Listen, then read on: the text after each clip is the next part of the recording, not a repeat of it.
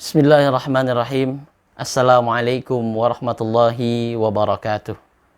Alhamdulillahilladzi bi ni'matihi tatimmu shalihat wa bi fadlihi tatanazzalul khairatu wal barakat wa bi taufiqihi tatahaqqaqul maqasid wal ghayat.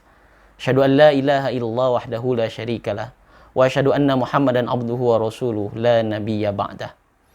Qala Allah Ta'ala fil Qur'anil Karim alladzi huwa asdaqul qailin. A'udzu billahi minasyaitonir rajim. Bismillahirrahmanirrahim. Ya ayyuhalladzina amanu kutiba alaikumus shiyam kama kutiba alal ladzina min qablikum la'allakum tattaqun. Wa qala aydan wasyamsi wadduhaha wal qamari idza talaha wan nahari idza jallaha wal laili idza yaghshaha was samai wama banaha wal ardi wama tahaha wa nafsi wa ma sawaha fa alhamaha fujuraha wa taqwaha qad aflaha man zakkaha wa qad khaba man dassaha. Wa qala Rasulullah sallallahu alaihi wasallam, man shoma ramadhana imanan wa ihtisaban ghufira lahu ma taqaddama min dhanbihi. Amma ba'd. Hadirin dan jamaah Syamsul Ulum yang dirahmati oleh Allah Subhanahu wa taala. Puji syukur marilah kita panjatkan kehadirat Allah Subhanahu wa taala yang telah memberikan kita, menganugerahkan kita limpahan nikmat yang luar biasa. Yang salah satunya adalah diberikannya kita kesempatan untuk kembali mengenyam bulan puasa, bulan Ramadan 1444 Hijriah. Bulan di mana semua amalan dilipat gandakan. Bulan di mana kita merindukan Allah Subhanahu wa ta'ala. Salawat beserta salam senantiasa kita sampaikan pada baginda Nabi Muhammad sallallahu alaihi wasallam. Qudwatuna wa uswatuna. Beliau adalah sesosok orang yang patut kita contoh dari segala hal darinya. Dari perilaku, dari perkataan, perbuatan, sifat, dan seluruhnya. Beliaulah satu-satunya manusia yang disebut dengan Al-Insan Al-Kamil. Maka sepatutnya kita belajar dari beliau dengan sirahnya, dengan maghaziknya, bahkan dengan hadis-hadis yang ada. Hadirin yang dirahmati oleh Allah Subhanahu wa taala, pada kesempatan kali ini saya diberikan tugas oleh panitia untuk menyampaikan sebuah tema dalam kuliah Ramadan ini, yaitu puasa Ramadan dan tazkiyatun nafas. Puasa Ramadan dan tazkiyatun nafas itu adalah dua kalimat yang berbeda tetapi memiliki esensi yang saling berhubungan. At-ta'alluq bainahuma, at-ta'alluq al-qawi, at-ta'alluq as-sarih. Namun, tentunya kita perlu mengetahui dulu apa yang dimaksud dengan dua kalimat itu. Yang pertama adalah tazkiyatun nafas dan yang kedua puasa itu sendiri. Mengapa ada hubungan antara puasa dengan tazkiyatun nafas? Yang pertama, mari kita ketahui dulu apa itu nafas. Nafas, para hadirin, itu adalah salah satu unsur potensi yang Allah berikan kepada manusia selain jasmani, akal, budi. Juga ada yang terakhir yang disebut dengan nafas. Para filosof biasanya menyebutkan bahwa manusia itu diberikan dua unsur daripadanya. Dan untuk manusia, yang pertama adalah unsur yang tidak terbagi dan unsur yang terbagi. Yang pertama adalah unsur yang terbagi atau biasa diucapkan dengan al-unsur al-madi. Unsur terbagi ini adalah raga atau jasad manusia yang bisa dibagi-bagi. Baik itu bisa kanan, kiri, selatan, utara, dan lain sebagainya. Dan yang kedua adalah al-unsur ghairul madi, yaitu unsur yang non materi, dan itu adalah unsur yang tidak terbagi. Apa itu? Itu tiada lain adalah nafas. Namun seringkali kita salah paham antara nafas dengan ruh. Nah, para hadirin yang dirahmati oleh Allah Subhanahu wa taala, bahwa nafas dan ruh memang memiliki perbedaan yang sangat tipis. Sebagaimana kadang kita tidak bisa membedakan antara matahari dan sinar matahari. Dalam konteks ini, nafas itu ibaratkan matahari dan ruh adalah seperti cahaya matahari. Matahari yang memberikan sinarnya ke bumi, artinya yang memberikan kekuatan kepada raga ini adalah nafas, dan al-quwah yang diberikan oleh nafas kepada jasad itu tiada lain adalah ruh. Jadi hadirin yang dirahmati oleh Allah Subhanahu wa taala, sekarang kita bisa membedakan mana ruh, mana jasad, dan juga mana nafas. Kata yang kedua adalah tazkiyah. Tazkiyah sering dimaknai sebagai upaya pensucian. Imam Al-Ghazali sering menyebut tazkiyah dengan tarbiyah. Beliau katakan annahuma turadifani, bahwa dua kata itu antara tazkiyah dan tarbiyah itu saling bersinonim, bahkan saling bergantian posisi untuk bersandar pada makna yang berbeda. Jadi tazkiyatun nafas adalah upaya pensucian diri manusia dari segala kotoran-kotoran jiwa, atau upaya mendidik jiwa dari karakter-karakter yang negatif dengan diisi oleh karakter-karakter yang positif, dengan dihiasi oleh akhlak-akhlak yang hasanah, akhlak-akhlak yang terpuji, dan menghilangkan akhlak-akhlak yang tidak terpuji. Dalam bahasa tasawuf, itu biasa kita sebut dengan takhalli dan tahalli. Takhalli itu adalah upaya pengkosongan diri dari sifat-sifat yang buruk, dan tahalli menghiasi diri dengan sifat dan karakter-karakter yang baik. Hadirin yang dirahmati oleh Allah Subhanahu wa taala. Di dalam Al-Qur'an, nafas biasa dimaknai dengan dua hal, ya. Secara umum, yang pertama adalah nyawa, yang kedua adalah jiwa. Dalam artinya nyawa, Allah berfirman, kullu nafsin dha'iqatul maut.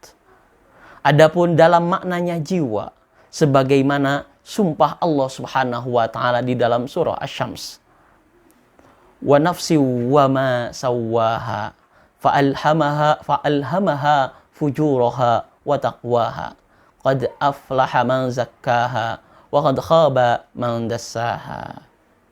Dalam surah Al-Fajr Allah juga berfirman, ya ayyatuhan nafsul mutmainnah irja'i ila rabbiki radiyatan mardiyah fadkhuli fi ibadi wadkhuli jannati. Oleh para tokoh muslim, nafas ini kemudian dibagi menjadi 3 bagian. Yang pertama adalah an-nafsul ammarah, yang kedua adalah an-nafsul lawamah, dan yang terakhir adalah an-nafsul aqilah, atau yang di dalam Al-Quran disebut dengan an-nafsul mutmainnah.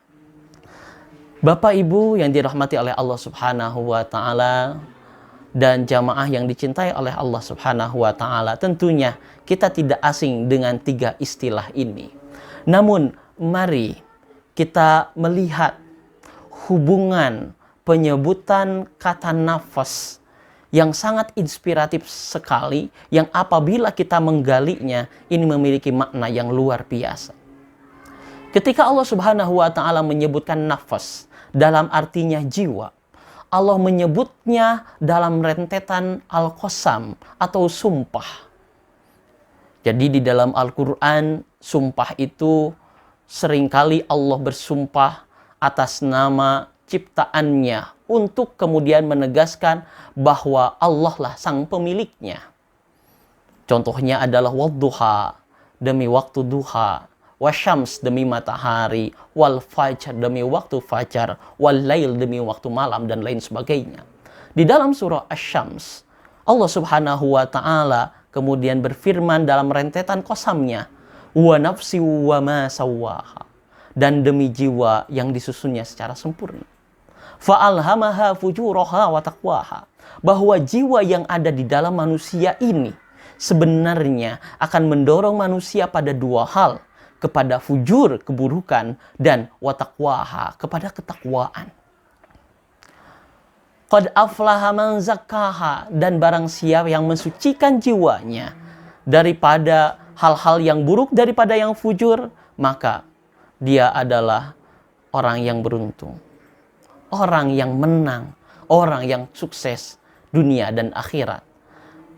Wa qad khaba man dassaha, justru apabila dia kemudian tidak mampu untuk menguasai nafsunya, maka dia akan menjadi orang-orang yang merugi.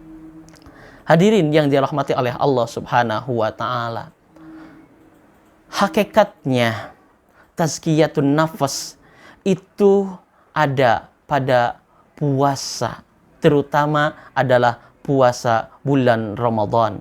Mengapa ada hubungan yang sangat erat antara puasa Ramadan dengan tazkiyatun nafas ini? Yang pertama, mari kita perhatikan daripada makna puasa itu sendiri, yang artinya adalah al-imsak, menahan minal mubtilat, dari segala sesuatu yang membatalkannya. Apa itu yang membatalkannya? Dalam konteks berpuasa, kita menahan, bukan hanya menahan lapar, bukan hanya menahan minum, tapi menahan segala syahwat yang ada di dalam diri kita. Baik itu syahwat raga, baik itu syahwat bibir, baik itu syahwat hati, baik itu syahwat perut, ataupun bahkan syahwat kemaluan. Itu yang kemudian dimaknai daripada mubtilat, yang membatalkan. Oleh sebab demikian, maka puasa hakikatnya adalah bulan tarbiyatun nafas, atau bulan tazkiyatun nafas. Yang kedua adalah daripada makna Ramadan itu sendiri. Orang-orang Arab sering berkata, apabila cahaya matahari sangat terik pada siang hari, maka dikatakan Ramadan syams. Matahari ini sangat panas sekali karena saking teriknya. Jadi Ramadan itu kemudian adalah mubalaghah ismil fa'il untuk menegaskan bahwa pada bulan Ramadan itu ada upaya detoksifikasi spiritual atau penawar daripada racun-racun yang ada di dalam tubuh dan jiwa manusia, untuk kemudian disegarkan kembali, dilarutkan kembali racun-racunnya, untuk kemudian mencapai dan kedekatan kepada Allah Subhanahu wa taala. Jadi antara puasa dan Ramadan secara harfiah, secara lugawiyah, itu sama-sama memiliki spirit daripada tarbiyatun nafs dan tazkiyatun nafs. Yang ketiga adalah pada amaliyah bulan Ramadan. Kita ketahui bersama bahwa pada bulan Ramadan, amaliyah-amaliyah yang dilakukan itu secara ganjaran adalah adha'afam mudha'afah, diganjar berkali lipat sesuai dengan kehendak daripada Allah Subhanahu wa taala. Hadirin yang dirahmati oleh Allah Subhanahu wa taala, kita ketahui bersama bahwa puasa pada bulan Ramadan itu bertujuan untuk menjaga konsistensi ketakwaan kita. Oleh sebab itu maka disebutkan di dalam surah Al-Baqarah ayat 183 dengan sebutan la'allakum tattaqun. Itu artinya bahwa takwa adalah sebuah sikap yang berjalan konsisten, yang terkadang ketakwaan itu sebagaimana keimanan, yazidu wa yanqus. Maka dengan puasa kita dilatih untuk mencapai derajat ketakwaan yang konsisten, yang stabil, bukan yang labil. Nah, antara puasa dengan takwa itu hubungannya sama seperti antara nafas dengan takwa. Mari coba kita lihat di dalam surah Asy-Syams tadi ya. Wa nafsi wa ma sawaha fa alhamaha fujuraha wa taqwaha.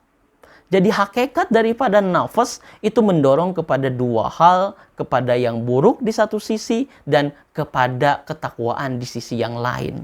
Oleh sebab itu, maka ada benang merah antara takwa dengan puasa dan juga dengan nafas. Hadirin yang dirahmati oleh Allah Subhanahu wa taala, yang selanjutnya yang perlu diperhatikan, saya ingin menyampaikan sebuah pesan daripada pepatah Arab.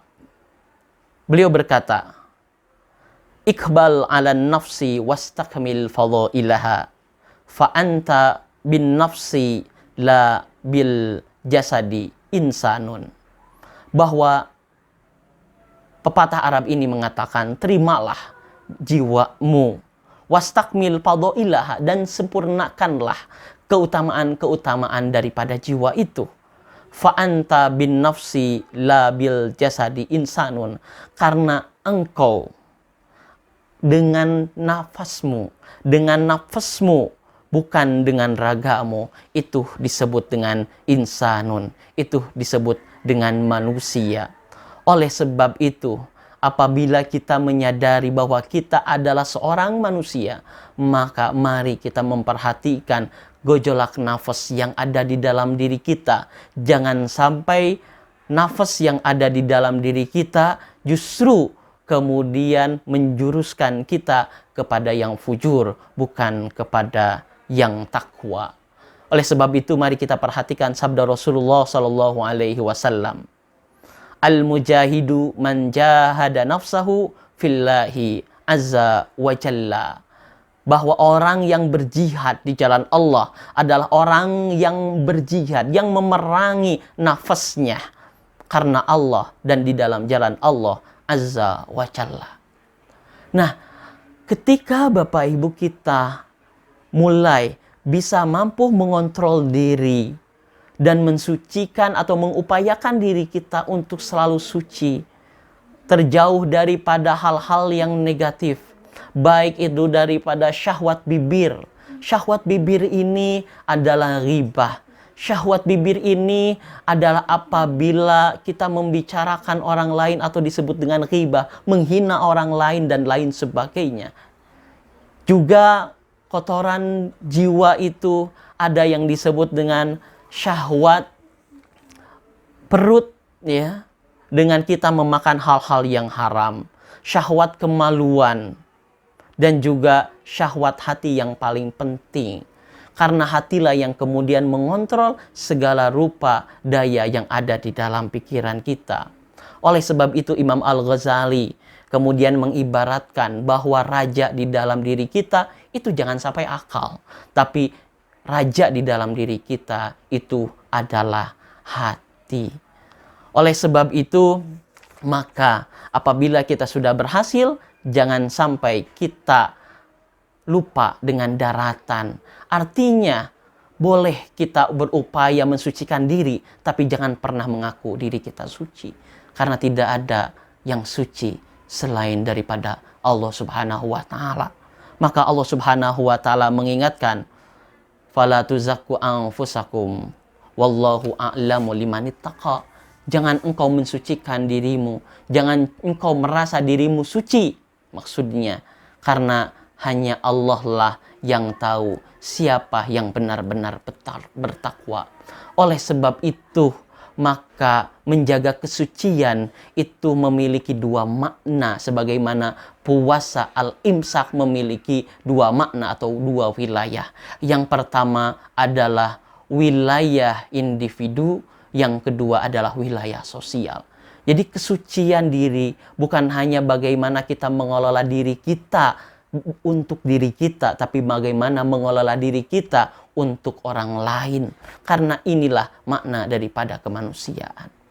Hal ini juga diajarkan oleh puasa. Puasa itu bukan berarti kita menahan hawa nafsu kita daripada makan dan minuman, tetapi dari mengumpat orang lain, menggibah orang lain, dan juga merugikan orang lain. Hadirin yang dirahmati oleh Allah Subhanahu wa Ta'ala, maka pada intinya puasa dan tazkiyatun nafas adalah suatu keterhubungan yang luar biasa yang memiliki relasi, baik itu relasi Qur'ani, relasi yang ada di dalam Al-Qur'an, dan juga di dalam relasi maknawinya, dalam relasi maknanya. Oleh sebab itu, maka puasa adalah tarbiyatun nafas, maka puasa adalah tazkiyatun nafas. Maka usini wa iyyakum, saya berwasiat kepada diri sendiri dan juga kepada hadirin yang dirahmati oleh Allah Subhanahu wa Ta'ala. Mari dengan kita diberinya kesempatan pada bulan Ramadan ini berpuasa, mari kita manfaatkan. Kita sucikan diri kita, baik secara individu maupun secara sosial. Mudah-mudahan kita dalam pandangan Allah adalah benar orang-orang yang suci, bukan orang-orang yang mengaku suci. Hadirin yang dirahmati oleh Allah Subhanahu wa Ta'ala dan jamaah Syamsul Ulum yang dirahmati oleh Allah, mungkin ini saja yang bisa saya sampaikan. Terutama pesan saya yang terakhir, mari manfaatkan waktu kita sebelum akhirnya waktu yang akan kemudian mencabut kita. Akhirul kalam, wassalamualaikum warahmatullahi wabarakatuh.